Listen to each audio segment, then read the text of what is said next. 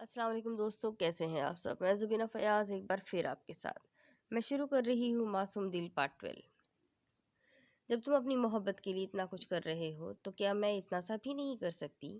غازی نے خاموشی سے اس بات میں سر ہلایا اور چلا گیا۔ آخر کب تک تم میری محبت کو نہیں سمجھو گے غازی؟ وہ بے بسی سے بولی۔ کتنی خوش قسمت ہو تم زارا کہ وہ تم سے اتنی محبت کرتا ہے۔ چاچی مجھے زارا کے بارے میں آپ سے بات کرنی ہے۔ اسما رات سے بات کرنا چاہ رہی تھی پر کوئی اس کی بات سن ہی نہیں رہا تھا۔ ابھی نغمہ فارغ بیٹھی تھی، اس نے جلدی سے آ کر کہا، کیا بات کرنی ہے، بولو۔ گھر کی جوان بہو گھر سے باہر ہے پر کسی کو کوئی فرق ہی نہیں پڑتا، اور یہ چاچی یہ تو ہر وقت زارا زارا کرتے نہیں تھکتی۔ اب انہیں زارا کا کوئی خیال ہی نہیں، کہاں گئی، کس کے ساتھ گئی، کسی کو پتہ ہی نہیں ہے۔ سب لوگ اتنے پرسکون کیسے ہو سکتے ہیں؟ اسما پریشانی سے سوچ رہی تھی۔ بولو بیٹا، کیا بات کرنی ہے؟ مجھے بہت سارے کام ہیں، اگر کوئی بات نہیں کرنی تو میں جاؤں، نغمہ خفگی سے بولی۔ وہ چاچی، دراصل بات یہ ہے کہ میں نے رات کو زارا کو کسی لڑکے کے ساتھ جاتے ہوئے دیکھا تھا اور وہ اب تک گھر نہیں آئی، اس نے مصنوعی پریشانی چہرے پر سجاتے ہوئے کہا۔ تم یہ بات کس لحاظ سے کرنا چاہ رہی ہو؟ کیا تم میری زارا پر الزام لگانا چاہتی ہو؟ نغمہ نے روکھے انداز میں کہا۔ ایسی بات نہیں ہے چاچی، میں تو بس آپ کو وہی بتا رہی ہوں جو میں نے دیکھا تھا۔ تو بیٹا ٹھیک سے دیکھ لیتی نا، نغمہ نے تنزیہ کہا۔ وہ اس کی بات کا مطلب نہیں سمجھ پائی۔ وہ جانتی تھی اسما انہیں زارا کے بارے میں بدگمان کرنا چاہتی ہے۔ چاچی، وہ ابھی تک گھر نہیں پہنچی، کہیں وہ کسی کے ساتھ؟ خبردار جو اس کے آگے کوئی لفظ کہا۔ میں جانتی ہوں وہ کہاں ہے اور کس کے ساتھ ہے، میری بیٹی پر انگلی اٹھانے سے پہلے 100 بار سوچ لینا، نغمہ نے اس کی بات بیچ میں ہی کاٹ کر غصے سے کہا۔ دونوں کی آواز سن کر باقی سب بھی گھر پر جمع ہو گئے۔ میرا یہ مطلب نہیں تھا چاچی، آپ غلط سمجھ رہی ہیں، مجھے تو بس اس کی فکر ہو رہی تھی۔ اس نے جلدی سے ٹون بدلی۔ اس کی فکر کرنے کے لیے بہت سارے لوگ ہیں یہاں پر، آپ کو فکر کرنے کی ضرورت نہیں، نغمہ کے بجائے ثنا نے کہا۔ اسے اسما پر بہت غصہ آ رہا تھا۔ اور ہاں، ایک اور بات، زارا بھابی حماد بھائی کے ساتھ ہے، ان کی ٹیچر کی طبیعت بہت خراب تھی اور وہ ایک بار زارا کو دیکھنا چاہتی تھی، کیونکہ وہ ان کو اپنی بیٹی سمجھتی ہے، اس لیے حماد بھائی انہیں وہیں سے لے کر چلے گئے۔ کل رات ہی انہوں نے کال کر کے نغمہ چاچی کو بتا دیا تھا۔ اور آپ کے لیے ایک مفت مشورہ ہے، اپنے فضول اندازے مت لگایا کریں، آپ کے لیے بہتر ہوگا، ثنا نے تفصیل سے بتاتے ہوئے آخر میں اس پر طنز کیا۔ اسما نے غصے سے مٹھیاں بھیجی، اس کا زارا کو بدنام کرنے کا پلان ناکام ہو گیا تھا اور اوپر سے اس کی اتنی زیادہ بے عزتی بھی ہو گئی تھی۔ زارا کھانا اور دوائی کھانے کے بعد کمرے سے باہر آ گئی تھی کیونکہ دروازہ کھلا ہوا تھا۔ اس نے گھر کا جائزہ لیا، گھر بہت ہی خوبصورت تھا۔ وہ چلتی ہوئی کمرے کی طرف آئی، اس کمرے میں کوئی نماز پڑھ رہا تھا۔ زارا کو اس کی پشت دکھ رہی تھی، وہ جو کوئی بھی تھا بہت آرام سے ٹھہر ٹھہر کر نماز پڑھ رہا تھا۔ اس وقت کون سی نماز کا وقت ہے؟ شاید نفل پڑھ رہا ہوگا، لگتا تو شریف ہے، پھر اس نے مجھے کڈنیپ کیوں کیا؟ زارا اپنی ہی سوچوں میں گم تھی کہ پیچھے سے میشا نے اس کے کندھے پر ہاتھ رکھا۔ زارا نے چونک کر پیچھے دیکھا۔ اف بھوتنی، ڈرا دیا مجھے، زارا لمبی سانس لیتے ہوئے بولی۔ تم یہاں کیا کر رہی ہو؟ ڈانس کر رہی ہوں، تم کرو گی؟ زارا نے جل کر کہا۔ نہیں، مجھے ڈانس نہیں آتا، اس نے بے نیازی سے کہا۔ زارا نے منہ بنایا۔ ویسے مجھے پتہ لگ گیا ہے تم لوگوں نے مجھے کڈنیپ کیوں کیا ہے، وہ آئی برو اچکا کے مشکوک ہو کر بولی۔ اچھا تو پھر مجھے بھی بتا دو۔ جیسے قربانی سے پہلے بکرے کو اچھے سے کھلا پلا کے صحت مند بناتے ہیں، ویسے ہی تم لوگ بھی مجھے قربان کرو گے۔ میں سمجھ گئی ہوں تمہارا اور تمہارے باس کا ارادہ، تم دونوں پہلے میرے گردے بیچو گے، پھر میرا دل جگر، ہے نا؟ تم لوگ ہیومن آرگن کے اسمگلنگ کرتے ہو۔ میں نے ایک ناول میں پڑھا تھا، زارا گردن ہلاتے ہوئے بولی۔ میشا پہلے تو ناسمجھی سے اسے دیکھ رہی تھی، پھر اس کی بات سمجھ آنے پر کہا لگا کر ہنس پڑی۔ اس سے پہلے وہ اتنا نہیں ہنسی تھی جتنا ان دو دنوں میں وہ زارا کی باتوں پر ہنسی تھی۔ کچھ لوگ جہاں بھی جاتے ہیں خوشیاں بکھیر دیتے ہیں، پھر چاہے وجہ بھلے ہی کوئی بڑی نہ ہو۔ اوئی، تم ہنس کیوں رہی ہو؟ میں نے کوئی جوک سنایا ہے؟ زارا کو اس کے ہنسنے پر غصہ آ رہا تھا۔ تم نے بات ہی ایسی کی ہے، میں تمہیں اسمگلر لگتی ہوں کیا؟ تمہیں لگتا ہے ہم تمہارے گردے بیچ دیں گے؟ پاگل ہو؟ بالکل میشا، اس کے سر پر ایک ہلکی سی پاگل ہو بالکل، میشا اس کے سر پر ایک ہلکی سی چپت لگاتے ہوئے بولی۔ میشا کی کوئی بہن نہیں تھی، زارا کو دیکھ کر اسے ایسا لگ رہا تھا جیسے اسے کوئی بہن مل گئی ہو۔ وہ ہمیشہ سے زارا کے جیسے تھوڑی پاگل، تھوڑی سمجھدار اور بہت معصوم سی چھوٹی سی بہن چاہتی تھی۔ میشا زارا سے 2 سال بڑی تھی۔ دیکھ لوں گی تمہیں جانتی نہیں ہو تم مجھے۔ زارا زرحان سکندر ہوں میں، اپنا بدلہ لے کر رہوں گی۔ زارا غصے سے بول کر وہاں سے چلی گئی۔ میشا تب تک اسے دیکھتی رہی جب تک وہ اس کی آنکھوں سے اوجھل نہ ہوئی۔ ہیلو حماد، کہاں تک پہنچے ہو؟ غازی نے موبائل کان سے لگاتے ہوئے کہا۔ بس آدھے گھنٹے میں پہنچ جاؤں گا۔ ٹھیک ہے، مجھے پتہ لگ گیا ہے یہ سب کس نے کیا ہے اور اس کے ساتھ کیا کرنا ہے، یہ بھی میں جانتا ہوں۔ غازی کون ہے وہ؟ اور میری بہن نے اس کا کیا بگاڑا ہے جو اس کو مارنے کی کوشش کر رہا ہے؟ حماد نے غصے سے کہا۔ حماد کام ڈاؤن، پہلے تم یہاں پہنچ جاؤ، پھر میں سب کچھ بتا دوں گا۔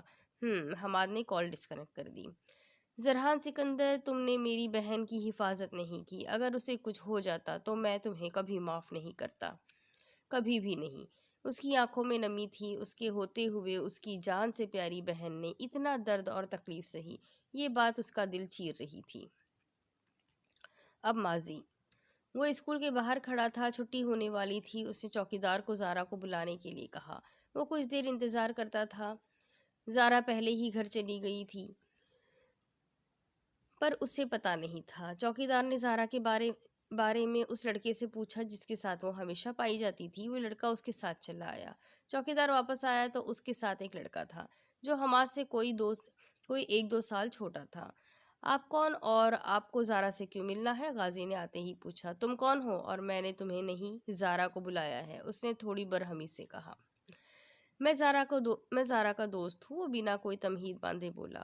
او اچھا، تو تم شاہو ہو؟ بہت سنا ہے زارا سے تمہارے بارے میں۔ حماد کو پتا تھا زارا کا ایک ہی دوست ہے، شہزر، جس کا ذکر وہ ہر وقت کرتی رہتی تھی۔ ہاں میں شاہو ہوں، پر کہیں تم زارا کے بھائی حماد تو نہیں ہو؟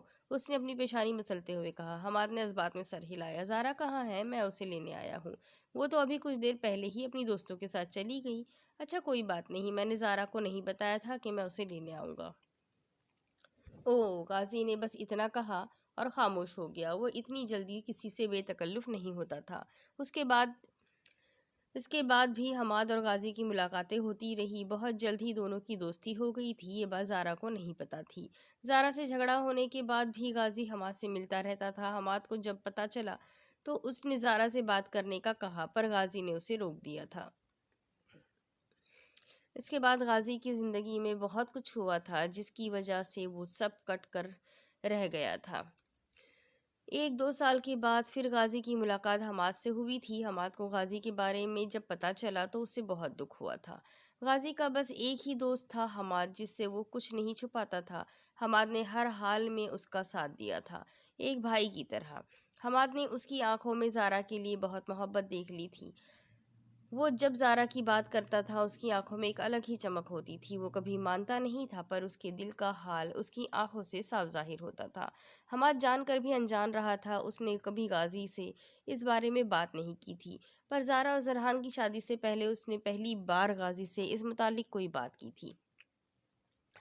غازی، مجھے تم سے ایک بات کرنی ہے۔ ہاں بولو، کیا تم زارا سے محبت کرتے ہو؟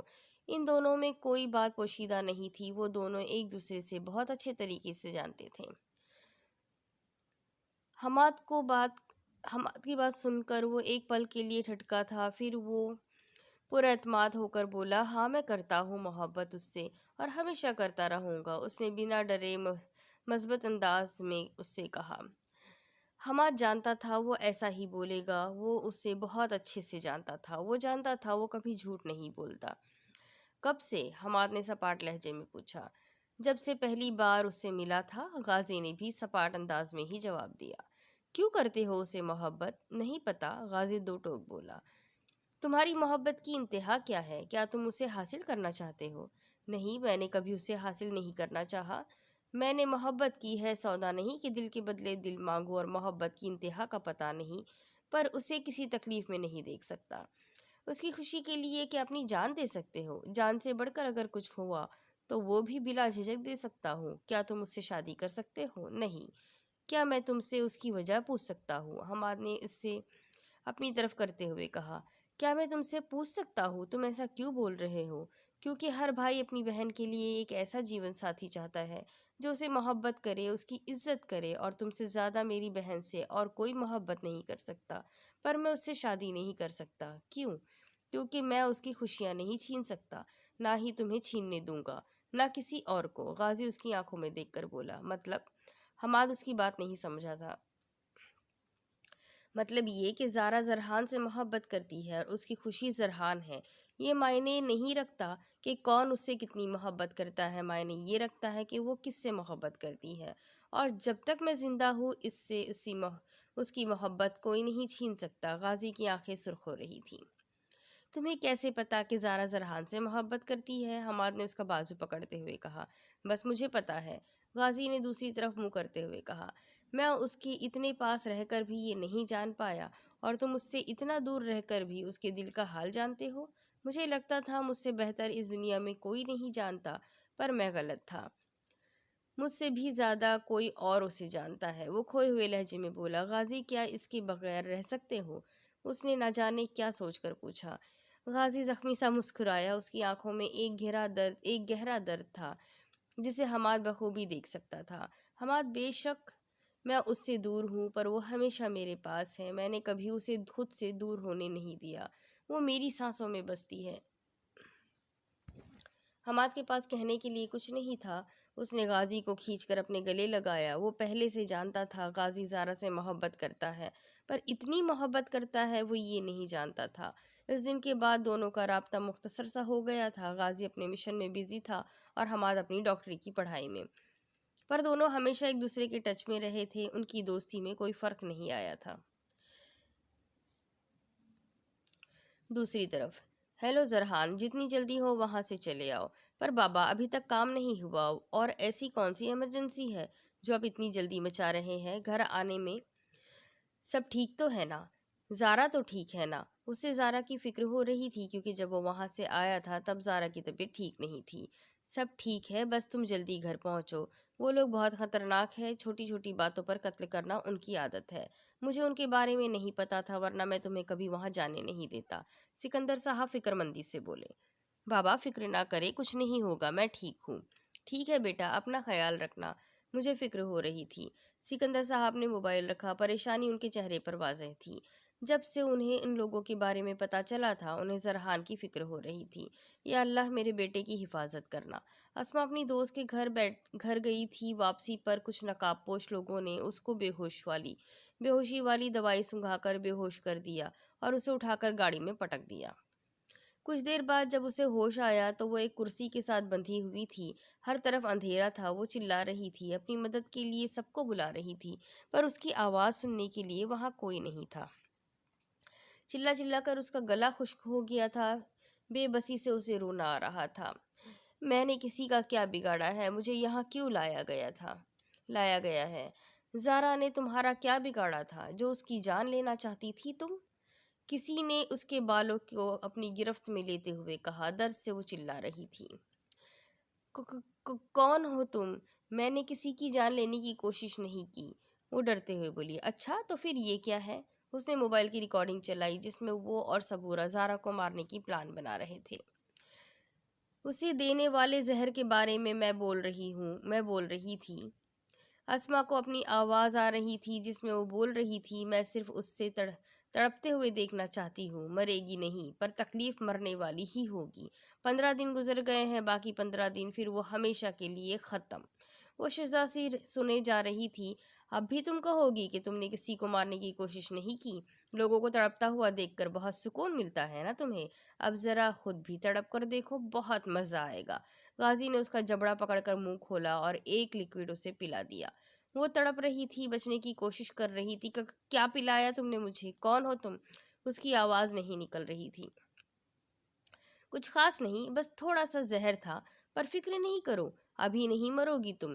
کم سے کم 1 مہینہ تو لگے گا۔ آرام سے اپنی موت کا انتظار کرنا، جیسے زارا کی موت کا انتظار کر رہی تھی۔ اور ایک اور بات، یہ ریکارڈنگ میں تمہارے سارے گھر والوں کو بھیجنے والا ہوں۔ جو کھیل تم نے شروع کیا تھا اسے ختم میں نے کیا ہے۔ اب تم اپنے گھر جا سکتی ہو۔ چلو بچوں، میڈم کو اس کے گھر چھوڑ کر آؤ، دھیان سے جانا۔ میں نہیں مر سکتی، مجھے نہیں مرنا، تم ایسا نہیں کر سکتے۔ تم ہو کون اور زارا کے لیے بدلہ کیوں لے رہے ہو؟ وہ پاگلوں کی طرح چلا رہی تھی۔ ایک پل میں کیا ہو گیا تھا، پوری بازی کیسے پلٹ گئی تھی، اسے کچھ بھی سمجھ نہیں آ رہا تھا۔ وہ تو زارا کو راستے سے ہٹانا چاہتی تھی، پر اب تو وہ خود مرنے والی تھی۔ میں کون ہوں یہ جاننا تمہارے لیے ضروری نہیں ہے۔ لے جاؤ اسے، کہیں میں غصے سے کچھ غلط نہ کر بیٹھوں۔ غازی غصے سے دہاڑا۔ وہ لوگ اسے لے کر چلے گئے۔ غازی نے اسے زہر نہیں دیا تھا، غازی بس اسے تڑپانا چاہتا تھا۔ اب وہ ہر وقت اپنی موت کا انتظار کرے گی، ہر وقت وہ موت کے ڈر سے ڈرتی رہے گی۔ اسے غصہ بہت تھا، وہ اسے جان سے مارنا چاہتا تھا، پر وہ ایسا نہیں کر سکتا تھا۔ وہ خدا نہیں تھا، انصاف کرنے والی ذات موجود تھی۔ وہ ذات کسی کے ساتھ نا انصافی نہیں ہونے دیتی۔ اسما کو بھی اس کی سزا وہی دے گا۔ پر غازی اسے اتنی آسانی سے معاف بھی تو نہیں کر سکتا تھا۔ اسے سبق سکھانا بھی ضروری تھا۔ اسے جیسے ہی پتہ چلا کہ زارا کے ساتھ وہ سب کرنے والی اسما ہے، تو اس نے اسی وقت فیصلہ کر لیا تھا کہ اسے کیا کرنا تھا۔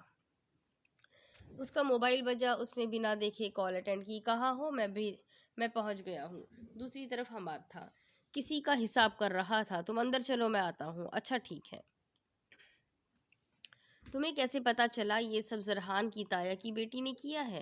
کہیں تمہیں کوئی غلط فہمی تو نہیں ہوئی؟ وہ ابھی ماننے کو تیار ہی نہیں تھا، کیونکہ تائی اور اس کی فیملی جیسی بھی تھی، پر کسی کو مارنے کا الزام ان پر نہیں لگایا جا سکتا تھا۔ حماد نے آتے ہی غازی سے اس انسان کے بارے میں پوچھا تھا جس نے زارا کو نقصان پہنچانے کی کوشش کی تھی۔ غازی کے بتانے پر اسے یقین نہیں آ رہا تھا۔ ان کے خاندان میں آج تک کسی نے بھی اتنی گری ہوئی حرکت تو نہیں کی تھی۔ حماد، تمہیں کیا لگتا ہے میں جھوٹ بول رہا ہوں؟ تم جانتے ہو غازی بنا ثبوت کے بات نہیں کرتا، پھر بھی اگر تم جاننا چاہتے ہو تو میں تمہیں بتا دیتا ہوں۔ غازی ایک غیر مدعی نکتے کو گھورتے ہوئے بول رہا تھا۔ سر، آپ صحیح بول رہے ہیں۔ بڑے گھروں میں جتنی معلومات گھر کے مکینوں کو ایک دوسرے کی نہیں ہوتی، اسے کہیں زیادہ ملازموں کو ہوتی ہے۔ آپ تو جانتے ہیں اس بارے میں انفارمیشن کلیکٹ کرنا کتنا مشکل تھا، کیونکہ یہ ان کے گھر کا معاملہ تھا۔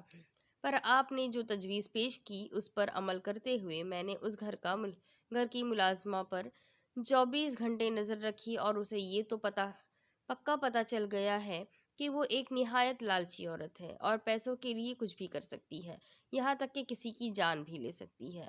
میں اسے پیسوں کا جھانسا دے کر یہاں لایا ہوں، اور اب آگے کیا کرنا ہے وہ تو آپ جانتے ہی ہیں۔ لوگوں سے سچائی اگلوانا تو آپ کے بائیں ہاتھ کا کھیل ہے۔ اس بندے نے ساری انفارمیشن غازی کو دی۔ وہ غازی کا خاص بندہ تھا۔ گڈ، بہت اچھا کام کیا ہے تم نے، آئی ایم امپریس۔ غازی نے اس کے کندھے پر تھپکی دیتے ہوئے کہا۔ تھینک یو سر، میں اسے بھیجتا ہوں۔ پھر میں نے اسے تھوڑی دھمکی اور لالچ دی کہ اس بارے میں جو کچھ پتا ہے مجھے بتا دے۔ اس نے سب بتا دیا۔ میں نے اس کے موبائل کی کال ریکارڈ بھی نکلوائی، جس میں سب سے زیادہ بات اس نے اسما سے ہی کی تھی۔ اس نے بہت چالاکی سے اپنا کام نکال دیا اور سارا الزام اسما پر لگا دیا، پر اس کی کال ریکارڈ سے سب کھل گیا۔ اس سب میں وہ بھی برابر کی شریک تھی، اور اسی نے ہی زارا کو زہر دیا تھا اسما کے کہنے پر۔ غازی نے ہر ایک بات حماد کو تفصیل سے بتائی، پھر موبائل نکال کر اسے وہ ساری ریکارڈنگ بھی سنا دی۔ اب غلط فہمی کی کوئی گنجائش باقی نہیں تھی۔ اب تو تمہیں یقین آ گیا ہوگا۔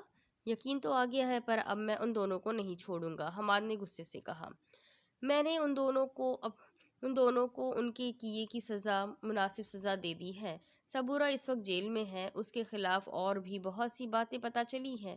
زرحان کے گھر میں کام کرنے سے پہلے وہ جس گھر میں کام کرتی تھی، وہاں سے اس نے اپنی مالکین کی جویلری چرائی تھی۔ ان لوگوں نے اس کے خلاف کمپلینٹ بھی کی ہوئی تھی، پر اسے کوئی پکڑ نہیں پایا۔ ایسی اور بھی بہت سی باتیں تھیں اس کے خلاف، جس کے سارے ثبوت میں نے پولیس کو دے دیے ہیں، ایک اچھے شہری کی طرح۔ اس کا تو معاملہ سیٹ ہو گیا ہے۔ باقی اسما کو بھی اس کا گفٹ دے دیا ہے میں نے۔ اب وہ کبھی کسی کو مارنے کی کوشش نہیں کرے گی۔ باقی اب اگر تم بھی کوئی سزا دینا چاہتے ہو تو بے شک دے آؤ، آئی ڈونٹ مائنڈ، غازی نے آخر میں تھوڑی سی شرارت سے کہا۔ بہت بڑی توپ چیز ہے یار تو، کمینے، ایک نمبر کا ڈیش ہے۔ मैं क्या करूं, सब कुछ तो तुमने ही कर दिया। कुछ देर पहले जो गुस्सा हमाद के चेहरे पर था अब कहीं दूर चला गया था। हमाद ने मुस्कुराते हुए उसे गले लगाया। बहुत बहुत शुक्रिया यार, अगर आज तू ना होता तो पता नहीं मेरी ज़ारा के साथ क्या हो जाता, शायद मैं उसे खो देता। हमाद जज्बाती लहजे में बोला, यार तू इमोशनल बहुत जल्दी हो जाता है, मेरा इस वक्त तेरे आंसू साफ करने का कोई मूड नहीं। जो लोग दूसरे का बुरा नहीं चाहते उनके साथ कभी बुरा नहीं होता। अब ड्रामा बंद कर और जा अपनी बहन के पास। उसने डॉक्टर के ऊपर पानी का जग उलट उलट दिया है क्योंकि वो उसे इंजेक्शन लगा रहा था। अब उसे मनाने का काम तेरा है। गाजी ने उसका शाना थपकते हुए कहा, कमीने सबसे मुश्किल काम तूने मेरे लिए बचा कर रखा है, ज़ारा कभी नहीं मानेगी। हमाद परेशानी से बोला, चल बेटा, अल्लाह तुझे कामयाब करे, गाजी बाबा का आशीर्वाद तुम्हारे साथ है। गाजी ने एक हाथ ऊपर करके करते हुए संजीदगी से कहा। वो सिर्फ हमाद के साथ ही खुलकर जीता था, बचपन के दोस्त थे वो हमाद वो और उसकी हमाद उसकी इस हरकत पर मुस्कुरा दिया।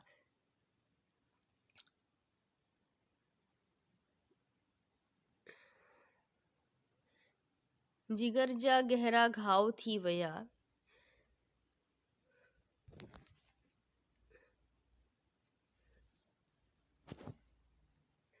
जफर बिखरे हुए हुलिये में पानी की बोतल हाथ में लिए नाकाम आशिकों की तरह सोफे पर आड़ा तिरछा बैठा सिंधी गाने गा रहा था। सना सबा नगमा सामने वाले सोफों पर कानों में उंगलियां डालकर बैठी उसे देख रही थी। उनसे जफर की बोंगी आवाज बर्दाश्त नहीं हो रही थी। जफर, खुदा का वास्ता है अपना फटा हुआ लाउड स्पीकर बंद करो, 2 दिन से मुसलसल हमारे कानों को अजाब दे रहे हो। सना तंग आ गई थी इसलिए चिढ़कर बोली, ये दुनिया ये जिंदगी मेरे काम की नहीं। मैं तो अब मीर हादी की तरह सीमा की जुदाई में दरगाह में अपना बसीरा बना दूंगा। जफर ने शिद्दत गम से निकली आंसू साफ करते हुए कहा, शक्ल देखिए अपनी, बड़ा आया मीर हादी बनेगा। मीर हादी का नाम सुनते ही सना ने उसे झिड़क दिया। वो मीर हादी के खिलाफ कुछ नहीं गलत सुन सकती थी। चाची, मुझे लगता है अब इसे बता देना चाहिए वरना हम भरी जवानी में बहरे हो जाएंगे।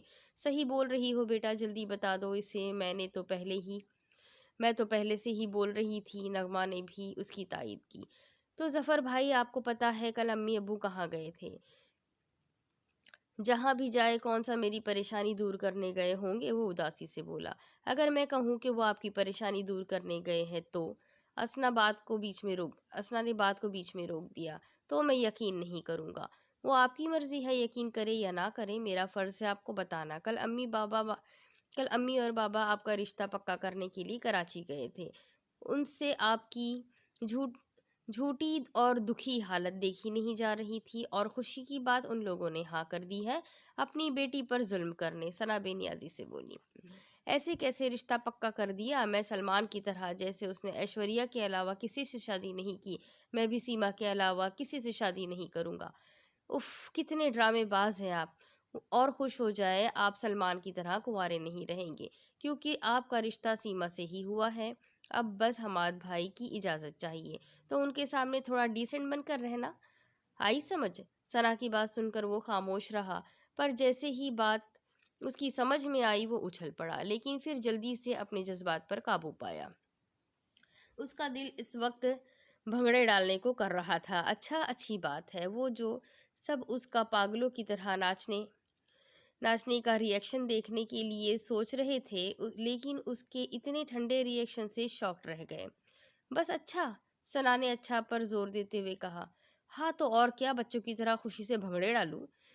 उसने चेहरे पर मसनूई संजीदगी सजाते हुए कहा, ठीक है, मैं भी अम्मी अब्बू को कॉल कर लेती हूँ कि जफर भाई ज्यादा खुश नहीं है। अंदाज धमकी देने वाला था।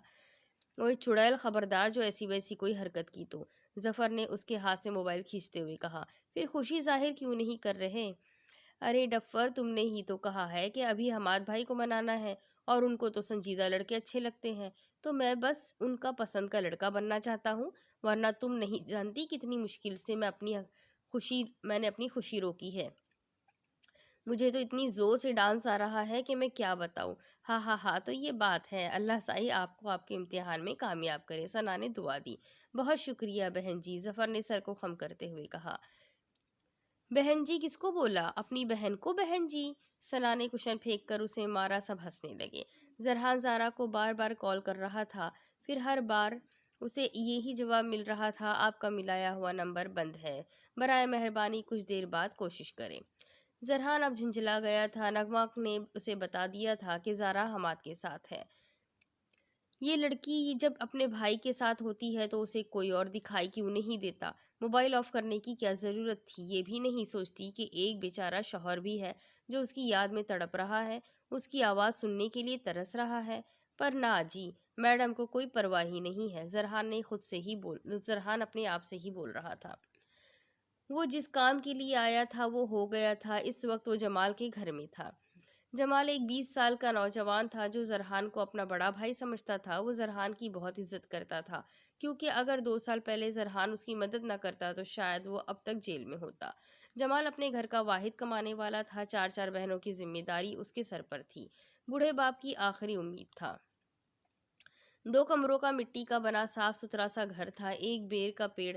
सहन ज्यादा सहन ज्यादा कुशादा तो नहीं था। 4-5 चारपाइयाँ रखने की जगह थी और एक भैंस भी थी। वो एक गरीब घराना था। कभी कभी तो ऐसा वक्त भी आता था कि 2 वक्त का खाना खाना भी मुयस्सर नहीं होता था। जमाल ने जब से होश संभाला, पढ़ाई के साथ साथ मेहनत भी करने लगा। ऐसा कोई काम नहीं जो वो ना करता था।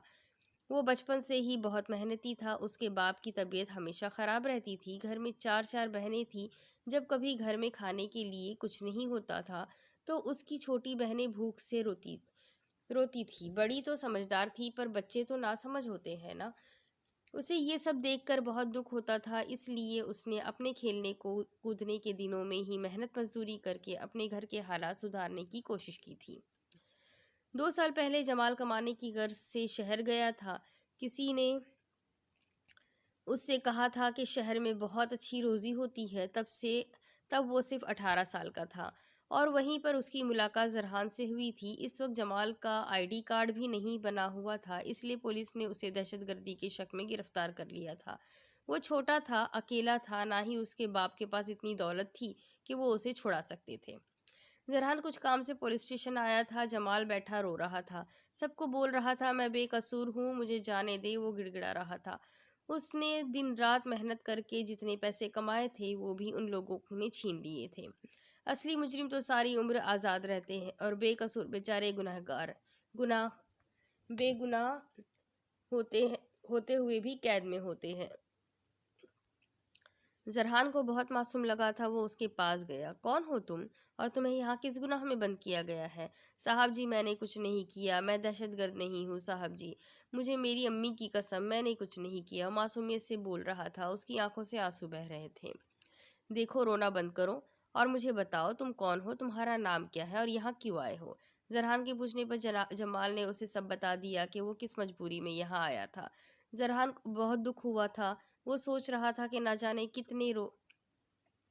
जाने रोज कितने मुसलमान भूखे सोते होंगे। जरहान को उसकी बातों पर यकीन आ गया था। एक अजीब सी इंसानियत हो गई थी जमाल को उसे जमाल से। जरहान ने उसे जेल से निकलवाया और उसके साथ उसके गांव चला आया। जमाल के बाबा बहुत ज़ईफ और बीमार थे। 4 बहनें थी। जरहान ने उसकी माली मदद की थी।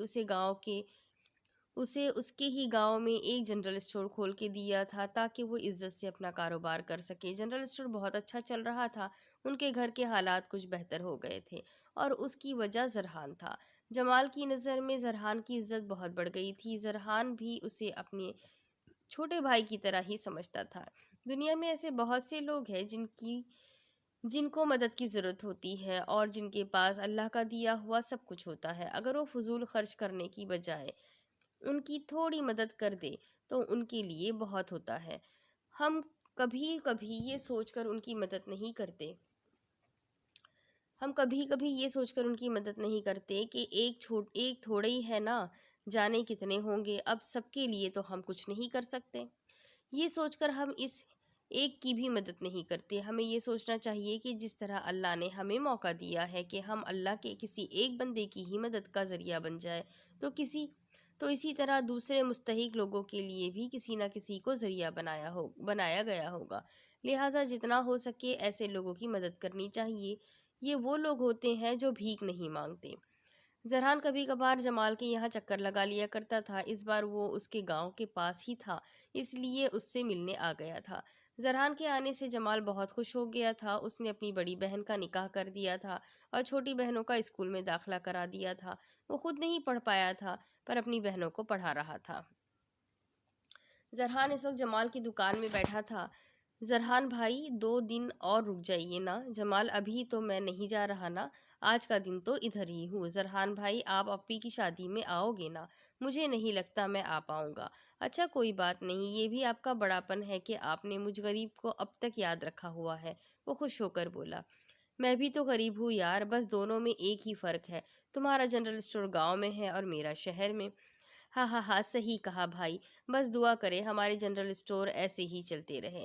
وہ ابھی بات کر رہے تھے کہ ایک 15-16 سال کی لڑکی دکان میں داخل ہوئی۔ جمال بابا بول رہے ہیں 5 لکس صابن اور 3 پینٹین شیمپو دو اور پیسے بابا کے کھاتے میں لکھ دو۔ اس لڑکی نے اپنے آنے کی وجہ بتائی۔ صرف لکھواتے ہی رہنا، کبھی اپنے بابا کو کہو کہ پیسے بھی دے دیں۔ ایک تو پتہ نہیں اتنے شیمپو اور صابن کہاں رکھتے ہیں، سارے دکان کا سامان تو تمہارا باپ ادھار میں ہی لے جاتا ہے۔ دیکھو یہ تمہارا اور بابا کا مسئلہ ہے، مجھے بیچ میں مت گھسیٹو، مجھے جلدی سے سامان دو تاکہ میں جاؤں، تمہاری طرح ویلی نہیں ہوں میں۔ وہ غصے سے بولا، میں تمہیں ویلا لگتا ہوں؟ شرم نہیں آتی تمہیں ایسی باتیں کرتے ہوئے؟ وہ غصے سے بول رہا تھا۔ یہ غصہ اپنی بیوی کو دکھانا، وہ منہ ٹیڑھا کر کے بولی، تو تمہارے جیسی بھوتنی سے تو بات کرنا ہی بیکار ہے۔ وہ غصے میں سامان اس کی طرف بڑھاتے ہوئے بولا، میں تو جیسے مر رہی ہوں تم سے بات کرنے کے لیے، شکل دیکھی ہے اپنی بندر جیسی۔ وہ سامان لیتے ہوئے اسے تپانے کے لیے بولی، تم سے تو پھر بھی اچھی بھلی ہے۔ وہ بھی اسی کے انداز میں بولا۔ زرحان کو سندھی بولنی تو نہیں آتی تھی پر وہ اچھے سے سمجھ جاتا تھا۔ ان دونوں کی نوک جھوک سے وہ محفوظ ہو رہا تھا۔ وہ لڑکی سامان لے کر چلی گئی تھی۔ کیا یار اتنا غصہ کیوں کرتے ہو تم؟ زرحان بھائی آپ نہیں جانتے، اس شامت کو ہمیشہ مجھے تپانے ہی آتی ہے، خیال رکھنا کہیں ساری زندگی ہی نہ تمہیں تپاتی رہے۔ مطلب کیا ہے زرحان بھائی؟ وہ خفگی سے بولا۔ بیٹا مطلب تو تم سمجھ گئے ہو، اب بن رہے ہو۔ زرحان بھائی اگر کبھی مجھے چھوٹا بھائی سمجھا ہے تو دل سے دعا کرنا اللہ سائی مجھے اس چڑیل کے شر سے محفوظ رکھے۔ وہ معصومانہ سے لہجے میں بولا، بھائی میں کیوں تم دونوں کے بیچ میں پڑوں، تم جانو اور تمہاری چڑیل جانے، لا حول ولا قوت الا باللہ۔ نہ کرے وہ میری بنے، اللہ نہ کرے وہ کیوں میری بنے، وہ تڑپ کر بولا۔ چل چھوڑ ان باتوں کو، مجھے بہت بھوک لگ رہی ہے، گھر چلتے ہیں۔ زرحان بھائی میں نے آپ کے لیے ساگ اور چاول کی روٹی بنوائی ہے، آپ کھاؤ گے نا تو دیوانے ہو جاؤ گے، وہ جوش سے بولا۔ اچھا جی، یہ تو بہت اچھی بات ہے، زرحان بھی مسکرا کر بولا۔ جمال نے دکان بند کی، پھر دونوں گھر چلے گئے۔ اب اس کے آگے کی سٹوری میں آپ کو اگلی قسط میں سناتی ہوں کہ آگے کیا ہوگا، زرحان کی واپسی کب ہوگی، اور جب گھر کے سارے لوگوں کو پتہ چلے گا کہ یہ کام کس نے کیا ہے اور زارا کے ساتھ اب تک کیا کیا ہو گیا ہے، تو سب کا ری ایکشن کیا ہوگا، یہ سب کچھ جاننے کے لیے میرے ساتھ بنے رہیے۔ اگلی قسط میں پھر ملیں گے۔ اللہ حافظ۔